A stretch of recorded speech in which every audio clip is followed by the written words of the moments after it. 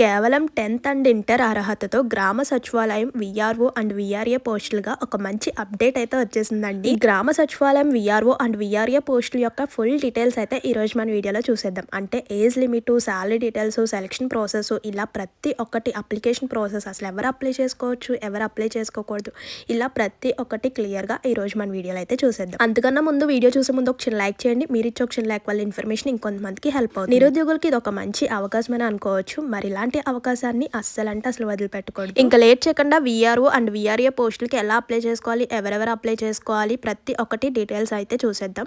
So అంతకన్నా ముందు వీడియోకి చిన్న లైక్ చేయండి. ఇంకేమన్నా డౌట్స్ ఉన్నా కూడా కామెంట్ చేసేయండి. అండ్ కొత్తగా ఛానల్ చూసినట్లయితే సబ్స్క్రైబ్ చేసుకోండి. ఇలాంటి మంచి ఇన్ఫర్మేషన్స్, అప్డేట్స్ వెంటనే కూడా మీతో షేర్ చేస్తూ ఉంటాను. ముందుగా విఆర్ఓ అండ్ విఆర్ఏ పోస్టులు, ఇది వచ్చేసరికి మనకి ఎప్పుడో రావాలండి ఈ అప్డేట్, కానీ ఇప్పుడు వచ్చిందనమాట. ఆల్రెడీ లాస్ట్ వీడియోలో తెలంగాణలో వచ్చిన గ్రామ సచివాలయం విఆర్ఓ, విఆర్ఏ అండ్ జీపీఓ పోస్టుల కోసం నోటిఫికేషన్ వచ్చిందండి. సో దాని గురించి లాస్ట్ వీడియోలో పెట్టాను చూడండి. ఇది వచ్చేసరికి ఏపీ గ్రామ సచివాలయం విఆర్ఓ, విఆర్ఏ పోస్టుల కోసం వచ్చిన అప్డేట్ అండి.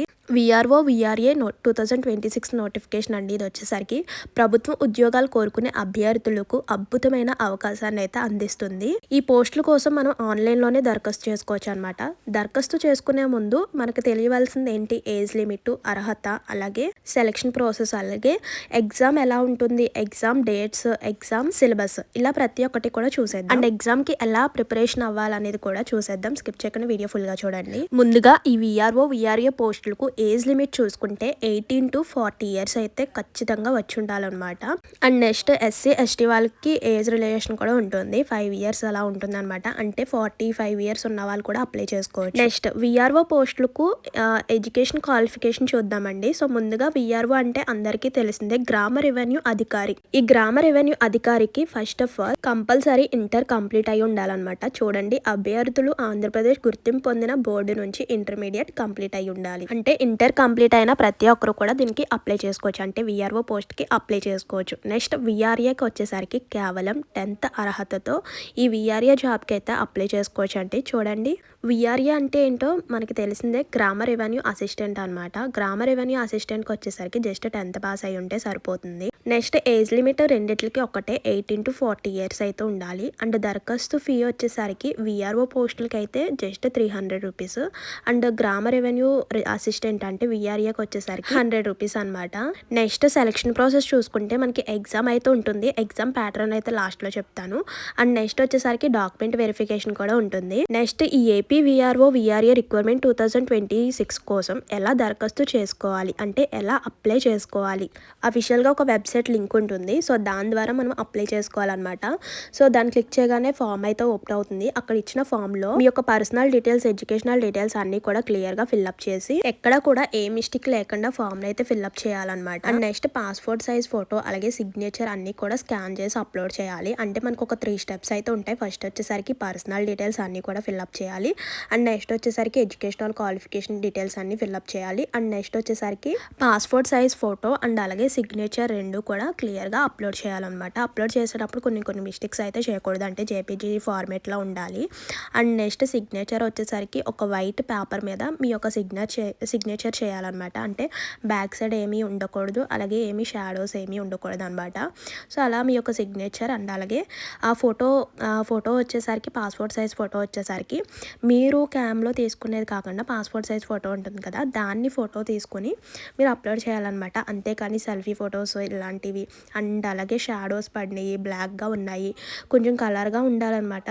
ఆ ఫోటో అనేది క్లారిటీగా ఉండాలి. సిగ్నేచర్ కూడా మనకి క్లారిటీగా అండ్ అంటే షాడోస్ ఏమీ లేకుండా ఉంటే సరిపోతుంది అనమాట. స్కాన్ చేసి మీ యొక్క ఫోటో అండ్ సిగ్నేచర్ రెండు కూడా అప్లోడ్ చేయాలి. సో ఇక్కడతో మనకి పర్సనల్ డీటెయిల్స్, అలాగే ఎడ్యుకేషనల్ డీటెయిల్స్, అలాగే ఆ ఫోటో అండ్ అలాగే సిగ్నేచర్ అప్లోడ్ చేయాలి. ఇక్కడతో కంప్లీట్ అవుతుంది. నెక్స్ట్ మీ యొక్క అప్లికేషన్ ఫామ్ ఎక్కడైనా మిస్టేక్స్ ఉన్నాయా లేదా ఒకసారి కరెక్ట్గా చెక్ చేసుకోండి. నెక్స్ట్ వచ్చేసరికి అప్లికేషన్ ఫీ తెలుసు కదా, విఆర్ఓ పోస్టులకు వచ్చేసరికి 300 rupees. అంటే అదే విలేజ్ రెవెన్యూ ఆఫీసర్కి వచ్చేసరికి 300 అనమాట. గ్రామ రెవెన్యూ ఆఫీసర్కి వచ్చేసరికి 300 రూపీస్. అండ్ నెక్స్ట్ విఆర్ఏకి వచ్చేసరికి అంటే విలేజ్ రెవెన్యూ అసిస్టెంట్కి వచ్చేసరికి జస్ట్ 100 రూపీస్ అనమాట. ఫీజు వచ్చేసరికి ఇది. అండ్ లాస్ట్ డేట్ ముందుగానే దరఖాస్తు ఫామ్ అయితే సబ్మిట్ చేయాలన్నమాట. ఇంకా నెక్స్ట్ లాస్ట్లో ఒక ప్రింట్అవుట్ తీసుకోండి. సో ఇదనమాట అప్లికేషన్ డీటెయిల్స్ అయితే ఇవి. అప్లై ప్రాసెస్ అయితే సింపుల్ అనమాట. అంటే ఏమీ లేదు, జస్ట్ అప్లికేషన్ ఫామ్ ఓపెన్ చేయగానే మీ యొక్క డీటెయిల్స్ అన్ని కూడా ఫిల్అప్ చేసి సబ్మిట్ చేయాలి. సో ఇలా అనమాట. నెక్స్ట్ వచ్చేసరికి ఎగ్జామ్ ప్యాటర్న్ అంటే సెలెక్షన్ ప్రాసెస్ వచ్చేసరికి మనకి 2 ఎగ్జామ్స్ అయితే ఉంటాయి. సో 2 ఎగ్జామ్స్ కంప్లీట్ అయిపోయాక సెలెక్షన్ ప్రాసెస్ అయితే ఉంటుంది. సెలెక్షన్ ప్రాసెస్ ముందుగా చెప్పాను కదండి, 2 ఎగ్జామ్స్ అయితే ఉంటాయి అనమాట. పేపర్ 1, పేపర్ 2 అయితే ఉంటుంది. సో ఈ సంస్థ పేరు ఇది తెలంగాణ అనుకుంటారు. నేను తెలంగాణ అప్డేట్ వచ్చేసరికి లాస్ట్ వీడియోలో పెట్టాను. ఇది వచ్చేసరికి ఆంధ్రప్రదేశ్ పబ్లిక్ సర్వీస్ కమిషన్ అనమాట.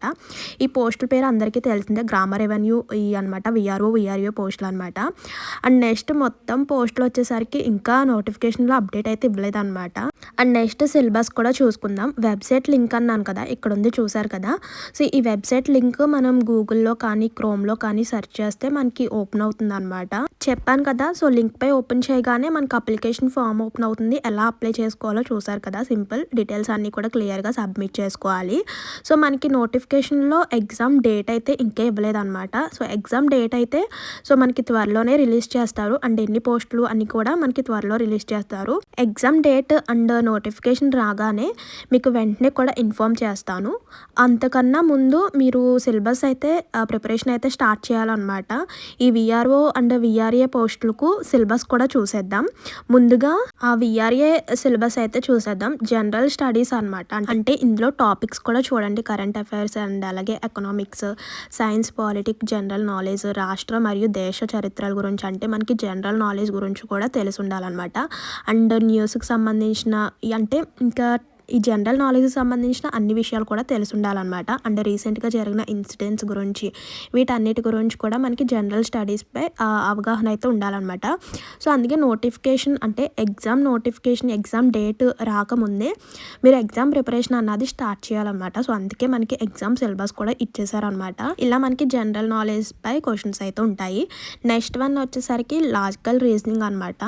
ఈ రీజనింగ్లో మనకి కొంచెం బేసిక్ లాజికల్గా క్వశ్చన్స్ అయితే ఉంటాయి అన్నమాట. రీజనింగ్ సంబంధించిన టాపిక్స్ ఉంటాయి కదా, సో వాటన్నిటిపై రివైజ్ చేసుకోండి. ఇక్కడ టాపిక్స్ వైజ్ కూడా ఇచ్చేసాడు చూసారు కదా. సో ఇవన్నీ కూడా ప్రాక్టీస్ అవుతే సరిపోతుంది. Input, output, ranking, directions, alphabet test, ఇలా కోడింగ్ మీద, అలాగే సిట్టింగ్ అరేంజ్మెంట్, డేటాకు సంబంధించిన coding and decoding, blood relations, ఇవన్నీ కూడా ఆల్రెడీ మన ఛానల్లో వీడియోస్ అయితే ఉంటాయండి. ప్రతి టాపిక్ మీద మన ఛానల్లో వీడియోస్ కూడా ఉంటాయి, చూడండి.